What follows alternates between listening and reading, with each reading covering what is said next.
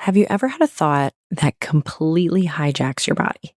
Your heart starts racing, your chest gets tight, you get all sweaty, and your mind starts into this downward spiral, and you get into a bit of a funk. And then suddenly it's so much harder to think clearly or respond and react in the way that you actually want to. You look back on the experience and you have some regret or some shame about how you showed up when emotions were so high or when that thought was circulating in your head. When we're in that headspace, we're absolutely not making decisions or showing up from our best, most grounded selves. And today I'm sharing a simple and easy tool that I absolutely love to do a little something that I call manage your mind. It's the exact tool that I used, unfortunately, recently in one of the scariest mom moments of my life so far, when I was spiraling and desperately needed to calm my nerves and steady myself so that I could make decisions and act from a calm, steady place. By the end of this episode, I want you to be able to do that too in the most intense, extreme emotions when your mind is racing, and even in the small moments when you are just thinking about something that doesn't serve you. I want you to be able to jump out of it. And this episode is going to help you do that. Welcome to How to Quit Your Job, the podcast for moms ready to ditch the 9-to-5 and build a life and business they love. I'm your host, Jenna Reichel. Let's go. You're listening to episode 88 of the How to Quit Your Job podcast. And today we're talking about a quick mindset tool that I absolutely love. It's one that I lean on for myself and recommend to clients all the time. Because when it comes to our thoughts, everyone can relate to a downward spiral. Okay, we have about 60,000 thoughts a day, and so many of them go unchecked and unchallenged. Sometimes the smallest things can trigger the harshest criticism and negative thoughts, especially the ones that logically are completely untrue. But these thoughts just float around in our heads and they take up mental and physical energy. I talked about this a lot in episode 79. I talked about how when we manage our mind, when we pause, and when we challenge some of those exhausting thoughts, we actually gain back so much time and energy. So today, I want to actually give you an easy to use tool to do exactly that, a tool to manage your mind in those moments. Because if we can stop those exhausting thoughts just a few minutes sooner or a couple hours sooner, and let's be honest, sometimes those thoughts go on for days or weeks or even months. They're just constantly living in us and affecting us. If we can get to a steady and calm place sooner, then we can get so much more energy and time back in our lives. Energy that we could use to start a business or be present with our kids or take care of ourselves. And that's why this tool is so fabulous and so important. It helps us to take a quick pause and get clear about the sentences in our heads so we can get out of any exhausting mental funk that we might be in. And we can get back to that calm, cool, collected state where we are able to make decisions and be proud of ourselves and feel gratitude. So it's not just the big emotion moments. It's also some of these everyday little moments where we are just our biggest critic. And this is a tool to step out of that. The tool is called the 4 Questions, and it was developed by author and speaker Byron Katie. Her work is really incredible. I've read a few of her books, and they always leave me feeling immersed in self-love and gratitude at the deepest level. And she refers to her work as the work. And I'll put links in the show notes at jenna.coach/88 so you can check out her and her work and the work. I'm going to share the simplest version of this tool so that you can use it today or tomorrow, the next time a thought that doesn't serve you creeps in and you need to manage your mind. But there are absolutely deeper layers to it. I want you to have what's most practical and useful in real life right now, but absolutely dig deeper if this resonates or if you want to learn more. And not for nothing, I'm not a specialist in this tool. I'm just an avid user because it is so helpful. So I want to share it, but absolutely check out Byron Katie's stuff to go deeper. So like I said, it's called the 4 questions because that's exactly what it is. It's 4 questions of inquiry that you can pause and ask yourself about any thought that you're experiencing. And I want to walk you through the 4 questions using a real moment from my recent life. This is recent and it also could be triggering, but I'm sharing it because it was one of those moments where emotions were high. My thoughts were jumping to worst case scenario, and I had to calm myself and my nervous system in order to serve my child and keep my child safe. All that to say, everything's okay now. We're all safe. We're all good. But I wanted to use this example because it's the most recent. And I know that we can all relate to those heightened moments of parenting. To set the stage, right before traveling for winter break, most recently, my youngest son, who's 15 months, fell down an entire flight of stairs. It honestly felt like something out of a movie in the worst way possible. So we were sitting together at the top of the steps and he leaned back and just tumbled. Like I said, he's perfectly okay now, I want to assure you. But at the time, I ended up going to the emergency room with him. And it was so hard to regulate my thoughts. My mind immediately went to all the worst case scenarios. And one thought in particular that felt so true in that moment was Jude is not going to be okay. At that moment, in that moment, I knew that that thought wasn't serving me. I knew it wasn't serving me because it was creating a lot of fear and anxiety, which I'll talk about as we get to some of the later questions of the tool. But I knew it wasn't serving me because I was so dysregulated and I had to get my son to the hospital and I just could not get out of my head. So we have these thoughts that don't serve us all the time. In those moments, I want you to be able to challenge those thoughts somehow. I was able to lean on this tool on my way to the hospital and it changed everything for me. And I've had this tool in my tool belt for years and I've practiced it. And I think that's what really helped make it so much more useful for me in that moment. Because generally when we're in those high stakes moments, when we're in those really extreme moments, we're not going to be thinking about that podcast that Jenna shared.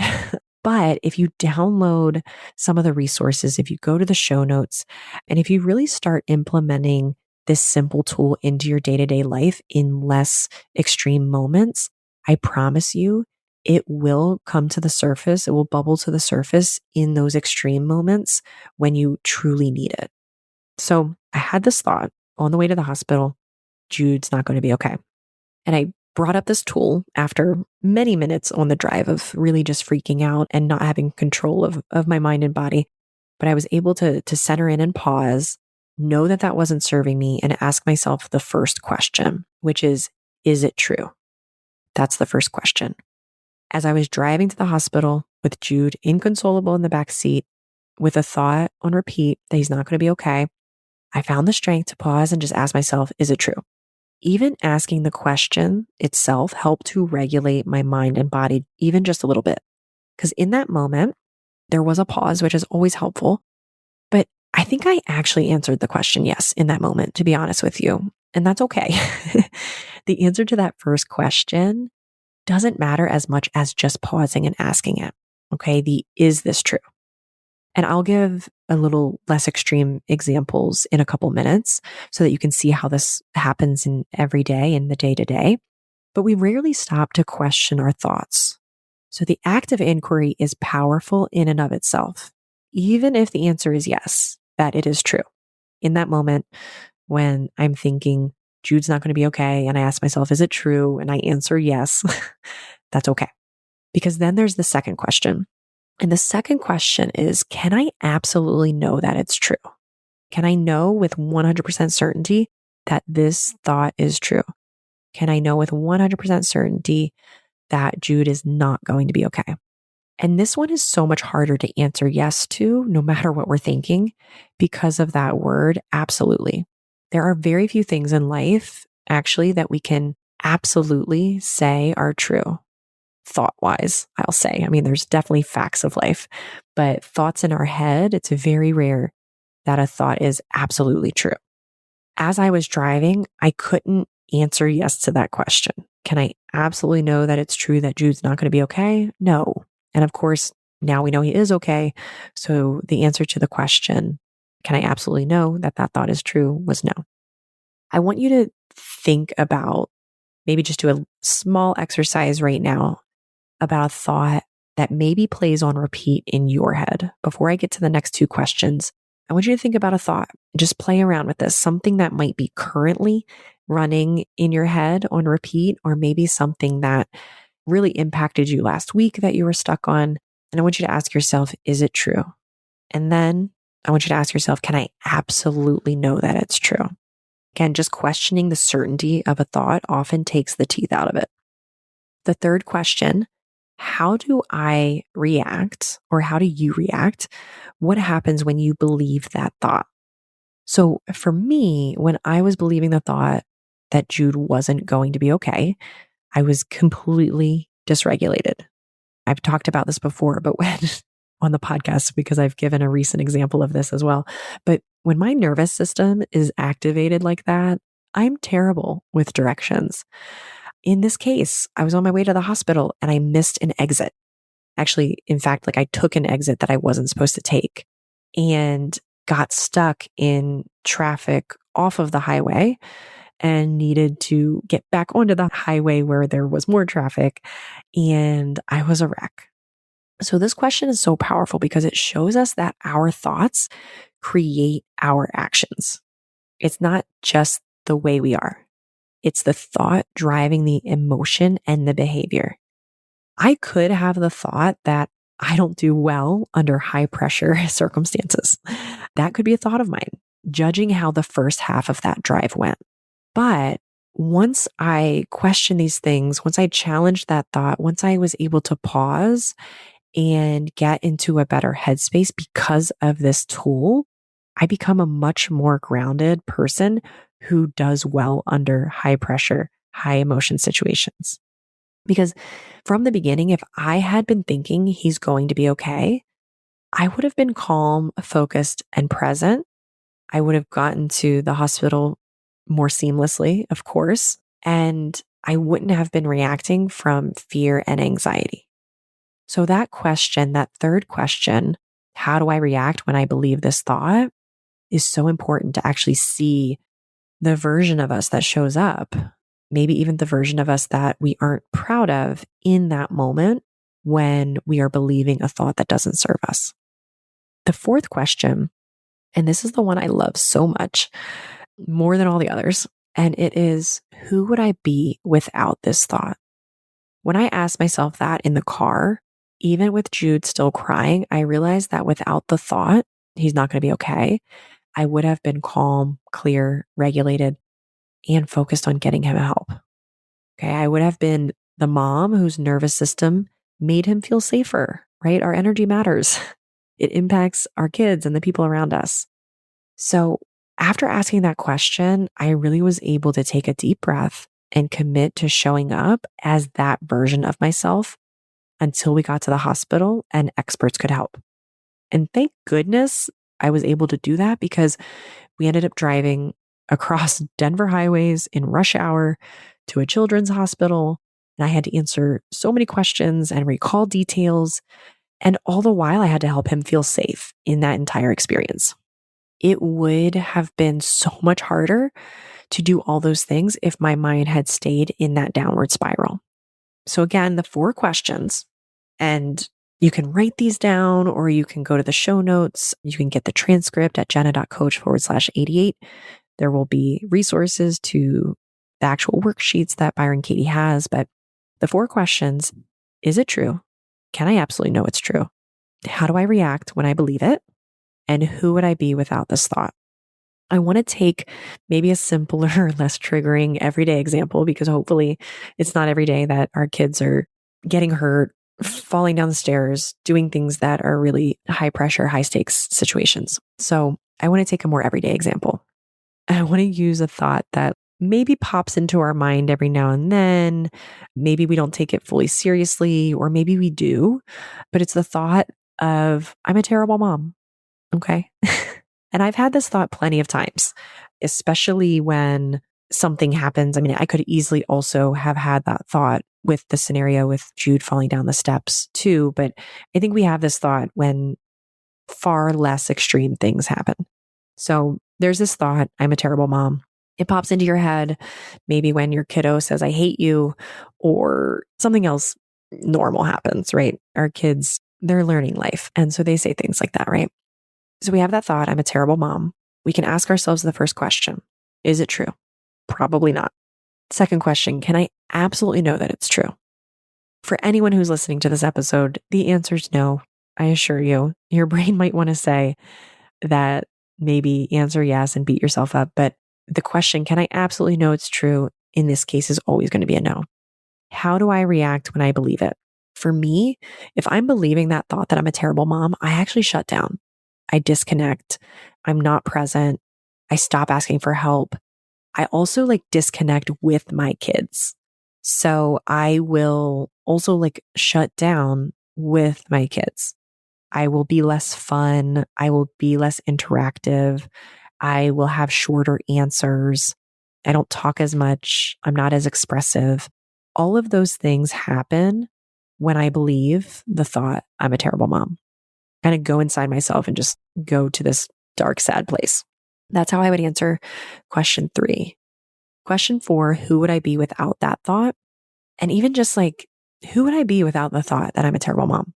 Well, I know for me, I would be more joyful, more connected, more compassionate with myself. I'd have a lot more fun. I would honestly be showing up as a better mom. That's the whole point here. Without that thought, we are a more vibrant version of ourselves. We are a better version of ourselves. If it's a thought that doesn't serve us, we don't want to question the thought, I'm an amazing mom. If you have the thought, I'm an amazing mom, do not question it. Do not go through these 4 questions. It doesn't matter. Live in the space of I'm an amazing mom. That will serve you all day, every day. I guarantee you. Here's also what's really important about that less question and why I love it so much is because sometimes you won't know exactly who you would be. You may not know exactly what version of you exists without that thought, because maybe it's just always been on the back burner in your mind. But I want you to, when you ask that question, notice how you feel. For me, I feel absolute relief when I ask myself that question. It feels like I have freedom from the weight of that thought. We think we are our thoughts. We think they define us, but they're just sentences. And we get to decide which ones we keep.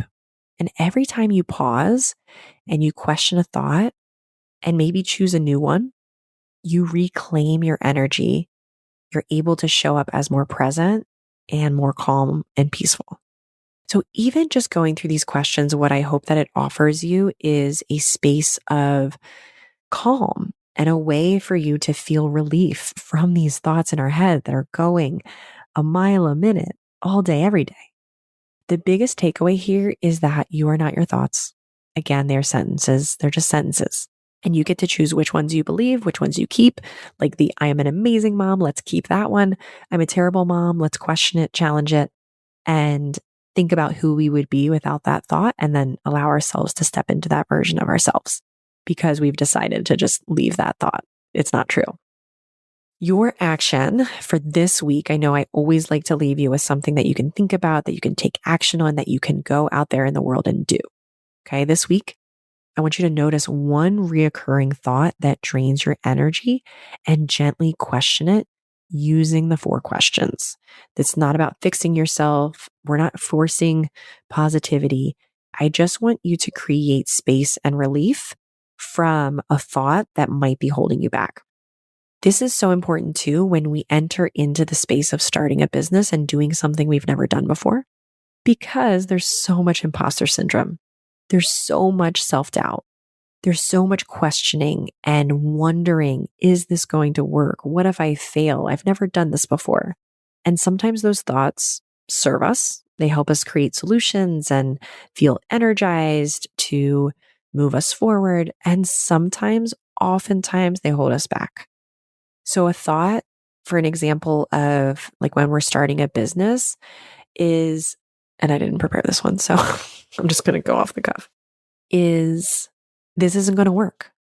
So many of the moms that I work with and talk to like have this worry. What if this fails? And there's this thought, this will never work. Okay, this will never work. Is it true? No, I don't know. Can you absolutely know that it's true? No, I can't absolutely know that it's true that this isn't going to work. How do I react when I believe that thought? I avoid building the business. I don't talk to people about the business. I don't create my network in the industry. I don't start building the product. I don't start talking to other entrepreneurs in the space. I shut down when I believe that thought that this isn't going to work out. Who am I without that thought? I'm doing the thing. I'm showing up. I'm trying it out. I'm figuring it out. I'm not just focused on this not working. I'm focused on it could work and let me try and create it and figure it out. Our thoughts are so important, and it's so important to not just let those sentences in our head be absolute truths, even if it's something that's just up there and you're not really paying attention to it, or you feel like maybe you're not paying attention to it. I would challenge you and say that your body and your subconscious are paying attention to it more than you think. And I know that to be true, especially if you haven't created the results that you want. Something lingering in the background of your mind, those senses in your head that aren't serving you, they are playing a bigger role on holding you back than you might think. So go out there, action item, think about some of the thoughts that drain your energy. I want you to use these 4 questions. I want you to keep this tool in your back pocket. And absolutely, if you want help learning how to manage your mind even more and build emotional resilience and create more freedom in your life and career, in the show notes at jenna.coach/88, there are tons of resources in there as well. It's not just this podcast. I do free webinars and events. I have free resources on there. And I also do a free 1-hour consultation so that you can learn more about what might be holding you back. You can talk about your business, feel ignited about your ideas, and really see step by step what you need to move forward. So take advantage of all those resources, start asking yourself those 4 questions, and I will see you next week. Thanks for listening to this week's episode of How to Quit Your Job, a mom's guide to creating a life and business you love. If you want to learn more about how I can help you stop making excuses and start making moves, head on over to www.jenna.coach. I'll see you next week.